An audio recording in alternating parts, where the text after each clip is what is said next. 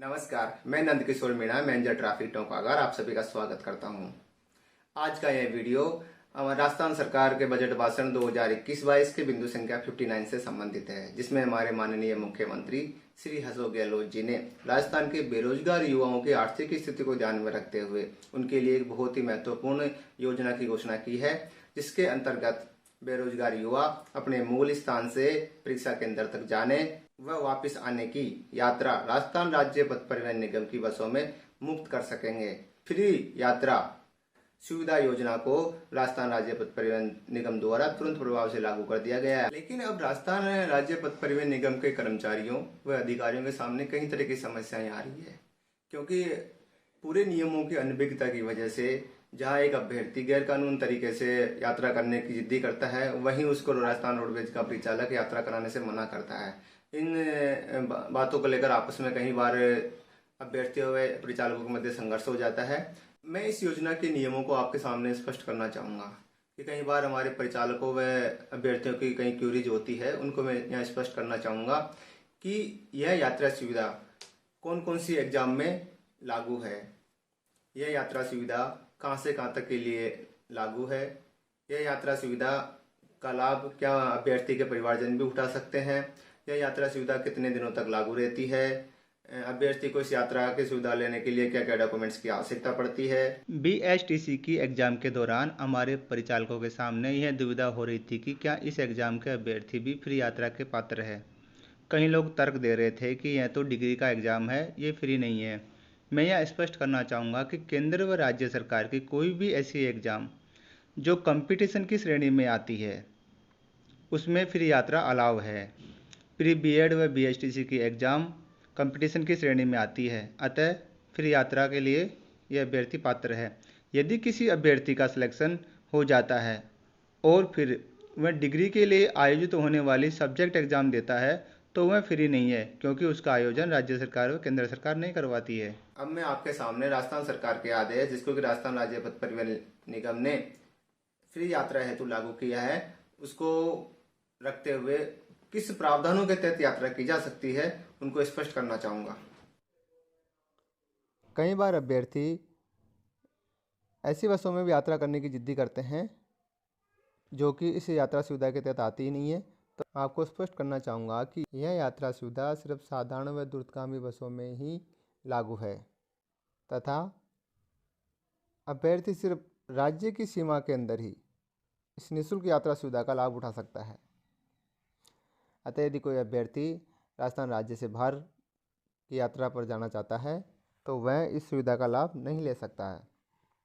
बिंदु संख्या 1 से स्पष्ट हो जाता है कि यह यात्रा सुविधा सिर्फ अभ्यर्थी के निवास स्थान से लेकर के उसके परीक्षा केंद्र तक ही मान्य होगी और जिस तारीख को परीक्षा है उस तारीख से एक दिन पहले व एक दिन बाद तक ही मान्य होगी। मान लिया जाए यदि किसी अभ्यर्थी की 15 तारीख को एग्ज़ाम है तो यह यात्रा सुविधा 14 तारीख से लेकर के सिर्फ 16 तारीख तक ही मान्य है।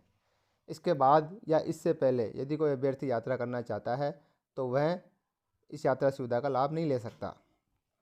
बिंदु संख्या 2 में स्पष्ट है, बस यात्रा का उद्देश्य परीक्षा के लिए जाने व परीक्षा से वापस आने के लिए होगा। यानी कि यदि कोई अभ्यर्थी परीक्षा के अलावा अपने निजी कार्यों के लिए भी इस यात्रा सुविधा का लाभ उठाना चाहता है तो यह यात्रा सुविधा उसको देय नहीं होगी। बिंदु संख्या 3 में बिल्कुल स्पष्ट लिखा हुआ है कि यह छूट केवल परीक्षार्थियों के लिए ही होगी, उनके परिवार के अन्य सदस्यों को नियमानुसार टिकट लेना होगा। कई बार ऐसा होता है कि कोई महिला अभ्यर्थी यदि कहीं एग्जाम देने जाती है तो उसके परिवार के सदस्य भी उसके साथ जाते हैं और इस यात्रा का लाभ उठाने के लिए वह परिवार सदस्य भी फ्री में यात्रा करने की जिद करते हैं। अतः इस बिंदु संख्या 3 से यह स्पष्ट हो रहा है कि यह सुविधा सिर्फ परीक्षार्थी के लिए ही है, न कि उसके परिवारजन के लिए। बिंदु संख्या 4, यह सुविधा प्राप्त करने के लिए परीक्षार्थियों को प्रवेश पत्र बस परिचालक टिकट काउंटर पर बुकिंग कलर को दिखाना अनिवार्य होगा ताकि शून्य राशि का टिकट बनाया जा सके।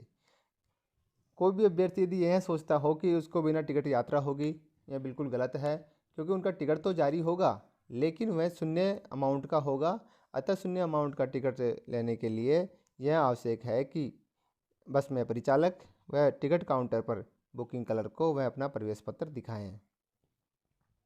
साथ ही एक डॉक्यूमेंट्स की और आवश्यकता है जो बिंदु संख्या 5 में स्पष्ट कर रखा है कि यात्रा के समय परीक्षार्थी को फोटोयुक्त आईडी साथ में रखना अनिवार्य होगा।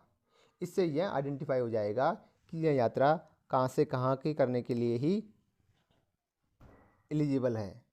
बिंदु संख्या 6, कई बार हमारे सामने समस्या आती है कि एक अभ्यर्थी जो कि जयपुर का रहने वाला है, उसका एग्ज़ाम सेंटर जोधपुर है, तो वह अपनी एग्ज़ाम देने के लिए जोधपुर जाता है और किसी कारणवश उसे यदि अपने वाहन को चेंज करना पड़ता है या कोई सीधा वाहन उसको नहीं मिलता है, तो वह अभ्यर्थी एक से अधिक बसों के अंदर यात्रा कर सकता है।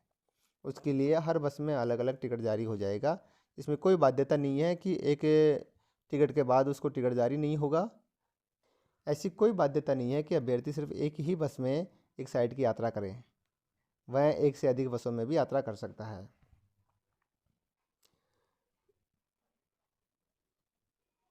बिंदु संख्या 7, यह युवा ब्रांड एम्बेसडर्स के लिए है। इसके लिए RFID कार्ड बनवाना जरूरी होता है। बिंदु संख्या 8, प्रतियोगी परीक्षाओं में राज्य व केंद्र सरकार की सभी परीक्षाएं शामिल होगी।